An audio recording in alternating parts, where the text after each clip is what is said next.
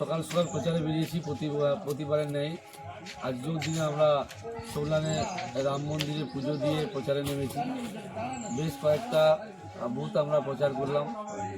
সরবরিয়া, জগন্নাথপুর, জগন্নাথবাটি, অভিরামপুর সহ অনন্তপুর সহ ধর্মসভা, বৃন্দাবন সহ এরকম বেশ কয়েকটা বুথে সারাদিন আমাদের বুথে প্রচার হয়েছে। প্রায় 7 থেকে 8টা বুথে প্রতিদিনের ন্যায় এই দিনও আমরা মানুষের ঢল ব্যাপক পরিমাণে পেয়েছি।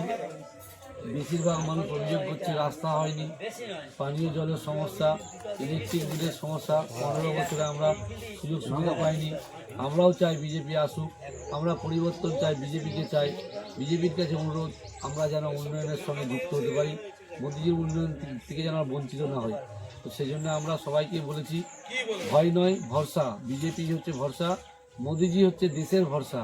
মোদিজি কথা দিলে কথা রাখে, মোদিজির গ্যারান্টি মানে গ্যারান্টির উপর গ্যারান্টি। তো সে জায়গায় ঘাটাল রেলপথে অর্থ বরাদ্দ হয়েছে। আর মোদিজি যা যা কথা দিয়েছে, বিজেপি যা যা কথা দিয়েছে, মায়েদের জন্য অন্নপূর্ণা ভাণ্ডার থেকে শুরু করে প্রতিটা পরিবারে 200 ইউনিট ইলেকট্রিক বিল থেকে শুরু করে জব কার্ড 125 দিনের কাজ থেকে শুরু করে আবাস যোজনা 3 লক্ষ টাকা বাড়ি থেকে শুরু করে সমস্ত পরিবার, সমস্ত পশ্চিমবাংলাবাসীর জন্য আয়ুষ্মান ভারত 5 লক্ষ টাকার বিমা থেকে শুরু করে, এবং সর্বোপরি কৃষকদের যে ফসলের ন্যায্য মূল্য পাচ্ছে না, সরকার হওয়ার 1 মাসের মধ্যে উড়িষ্যার বর্ডার খুলে দেওয়া